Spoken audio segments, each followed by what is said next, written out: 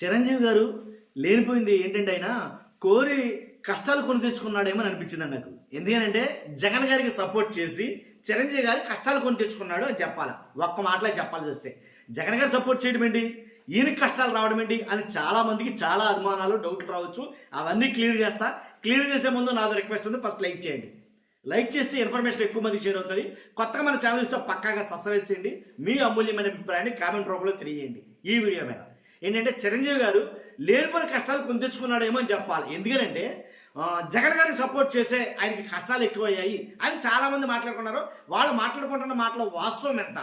నిజంగా జగన్ గారికి సపోర్ట్ చేయడం అంటే ఎప్పుడు జగన్ గారు సపోర్ట్ చేశారు చిరంజీవి గారు అని అంటే కనుక మన రీసెంట్గా ఏదైతే బాలకృష్ణ గారు తాగో తూగో ఊగో మొత్తానికి అసెంబ్లీలో కొన్ని మాటలు అయితే మాట్లాడాడు. వాడంతా ఈడు చెప్తే వచ్చారా, ఆడు పిలిచాడా, ఆ సైకో గాడు అది ఇది అని ఆయన నోటికి వచ్చినట్లు ఆయన అన్కాన్షియస్ నుండి మాట్లాడుతున్నాడు, ఎలా మాట్లాడుతున్నాడో తెలియదు కానీ మొత్తంగా మాటలైతే మాట్లాడాడు. అసెంబ్లీ రికార్డ్స్లో నుంచి తొలగించే విధంగా కొన్ని వ్యాఖ్యలు చేశాడు ఆయన. ఆ చేసిన వ్యాఖ్యలకు గాను ఏంటి వెంటనే జగన్మోహన్ రెడ్డి గారు ఒక ఇంటర్వ్యూ అయితే ఇవ్వడం జరిగింది. కాబట్టి దాంట్లో ప్రెస్ మీట్లో ఆయన కొన్ని వ్యాఖ్యలు చేశాడు. ఏమని, బాలకృష్ణ గారి గురించి ఆ పని పాట లేనటువంటి ఇష్యూ అది ఏంటి, దాని గురించి ఏముంది, అసలు తాగులోని అసెంబ్లీకి రావడమే తప్పు అని అంతకుముందు ఇంకొన్ని వ్యాఖ్యలు అయితే చేయడం జరిగింది. వెంటనే ఇతర దేశాల్లో ఉన్న చిరంజీవి గారు ఆయన ఏం చేశారంటే ఒక లేఖ అయితే రిలీజ్ చేయడం జరిగింది. అలా ఒక వీడియో రిలీజ్ చేయడం జరిగింది. అసలు జగన్ గారు మమ్మల్ని ఇబ్బంది పెట్టలేదు, జగన్ గారి దగ్గరికి మేము వెళ్ళినప్పుడు చాలా సాధారణంగా ఆహ్వానించారు, జగన్ గారికి సినిమా ఇండస్ట్రీ విషయాలన్నీ చెప్పడం జరిగింది, మమ్మల్ని చాలా బాగా ఆహ్వానించారు, మమ్మల్ని ప్రేమించారు, కాబట్టి జగన్ గారు ఎట్టి పరిస్థితుల్లో మమ్మల్ని అవమానపరచలేదు అని చిరంజీవి గారు వ్యాఖ్యలు అయితే చేయడం జరిగింది. ఉన్నమాట ఉన్నట్టు చెప్పాడు అక్కడ ఆయన. పవన్ కళ్యాణ్ గారు కూడా గతంలో ఆయన దగ్గరికి వెళ్తే చేతులు కట్టుకుని ఉండాలంట, కాబట్టి లేనిపోయింది మా అన్నయ్యని అవమానించారు అని రకరకాలుగా ఆయన కూడా మాట్లాడడం జరిగింది. వీటన్నిటికీ చెంపబెట్టి కొట్టినట్టు, వీటన్నిటికి కూడా ఇలాంటి వాటన్నిటికి కూడా చెంపబెట్టులాగా చిరంజీవి గారు తన లేఖ ద్వారా అలాగే కొన్ని వ్యాఖ్యల ద్వారా మాట్లాడటం జరిగింది. చిరంజీవి గారు అలా ఎప్పుడైతే మాట్లాడారో అంటే జగన్ గారిని సపోర్ట్ చేస్తూ జగన్ గారు చెప్పిందే నిజం, జగన్ గారు అన్నదే కరెక్ట్ అని ఎప్పుడైతే జగన్ గారు అన్నది కరెక్ట్ అని ఎప్పుడైతే సపోర్టివ్గా మాట్లాడాడో చిరంజీవి గారు అప్పటి నుంచి మొదలైంది రభస. అప్పటి నుంచి మొదలైంది. ఎంతవరకు వెళ్ళిందంటే నిన్న చిరంజీవి గారే పోలీస్ స్టేషన్కి వెళ్ళి కంప్లైంట్ చేయాల్సిన పరిస్థితి వచ్చింది. ఇదేంటబ్బా, చిరంజీవి గారు పోలీస్ స్టేషన్కి వెళ్ళి కంప్లైంట్ చేస్తే కనీసం పవన్ కళ్యాణ్ గారు ఎక్కడ కూడా దీని గురించి ఎప్పుడు కూడా ఎక్కడ కూడా అసలు ఒక మాట కూడా మాట్లాడలేదంటే డౌట్ రావచ్చు. మాట్లాడలా. అప్పుడు సొంత అన్నని అంటే చిరంజీవి గారిని తిట్టినప్పుడే బాలకృష్ణ గారు అది కూటమిలో వ్యవహారం కాబట్టి కనీసం మాట్లాడకూడదని మరి ఆదేశాలు అందాయో ఆజ్ఞలు అందాయో తెలియదు కానీ కించెత్ మాట కూడా మాట్లాడలేదు ఆయన. అలాంటిదప్పుడు ఇప్పుడు పోలీస్ స్టేషన్కి వెళ్తే మాత్రం మాట్లాడతాడా ఏంటి అని మాట్లాడతారు. చౌదరి ఎవరైతే ఒక చౌదరి ఉన్నాడో ఆయన లం డాష్ కొడకల్లారా అని కొన్ని వ్యాఖ్యలు అయితే చేయడం జరిగింది చిరంజీవి గారిని ఉద్దేశించి. ఎవడిష్టాసరంగా మాట్లాడతాడు. బాలకృష్ణ గారు ఫ్యాన్స్ అయితే కనుక పిచ్చెక్కినట్టు పూనకం పూరినట్టుగా చిరంజీవి గారిని ఏదైనా ట్రోల్ చేస్తారు. ఇవన్నీ ఆయన తట్టుకోలేక రీసెంట్గా ఒక 2 రోజుల కిందటైతే కనుక చిరంజీవి గారు కోర్టుకు కూడా వెళ్ళడం జరిగింది.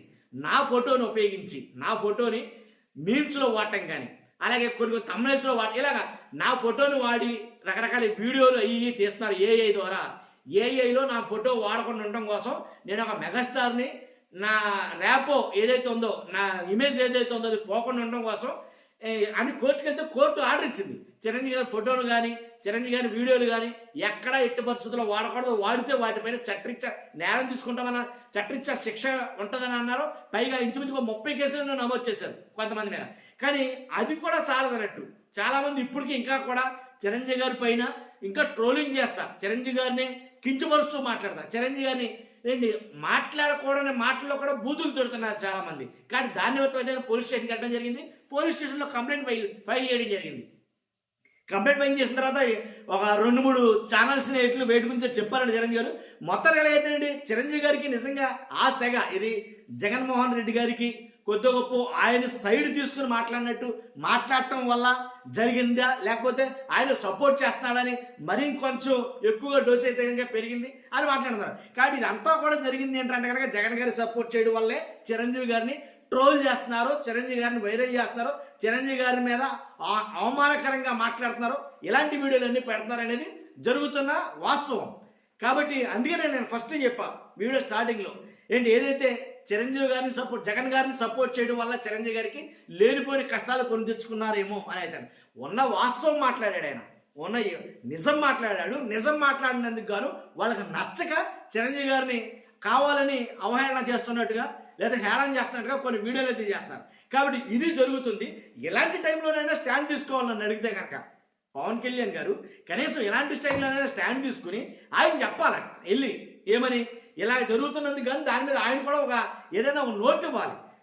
కాబట్టి ఎందుకంటే అటు బాలకృష్ణ గారి ఫ్యాన్స్, బాలకృష్ణ గారు అంటే కూటమిలో ఎమ్మెల్యే, అలాగే పవన్ కళ్యాణ్ గారు కూటమిలో మంత్రి, కాబట్టి చంద్రబాబు నాయుడు గారు వీళ్ళంతా ఒక అలయన్స్గా ఏర్పడ్డారు. కాబట్టి బాలకృష్ణ గారు చెప్తే బాలకృష్ణ గారు ఫ్యాన్స్ ఆగిపోతారు. ఎందుకని పవన్ కళ్యాణ్ గారు బాలకృష్ణ గారు చెప్పించకూడదు? ఏమండి ఏంటండి ఇది దారుణం, బాలకృష్ణ గారికి చెప్పి ఇది మీ ఫ్యాన్స్కి చెప్పండి అని చెప్పకూడదా? కాబట్టి అలాగ సొంత అన్నయ్య కాబట్టి ఆయన కోసం స్టాండ్ తీసుకోకూడదా? కాబట్టి ఇలా చెప్పొచ్చు కదా. ఎందుకని ఇలా ఎలాంటి వాటి మీద సైలెంట్గా ఉన్నాడైనా ఎవరికి అర్థం కావట్లేదు. మొత్తానికి ఏదైతేనండి చిరంజీవి గారి మీద ఒక రకమైనటువంటి ప్రచన్న యుద్ధం అయితే జరుగుతుందన్నమాట వాస్తవం. కాబట్టి అది ఎంతవరకు దారితీస్తుందంటే పోలీస్ స్టేషన్కి వెళ్ళి కంప్లైంట్ ఇచ్చే వరకు దారితీస్తుంది. అది జరుగుతుంది రాష్ట్రంలో. మీ అభిప్రాయం అంటే ఖచ్చితంగా దీని మీద కామెంట్ రూపంలో తెలియజేయండి. ఫస్ట్ అయితే లైక్ చేయండి, అందరికీ తెలియాలిగా. కొత్తగా మన ఛానల్స్తో పక్కాగా సబ్స్క్రైబ్ చేయండి. Thank you very much.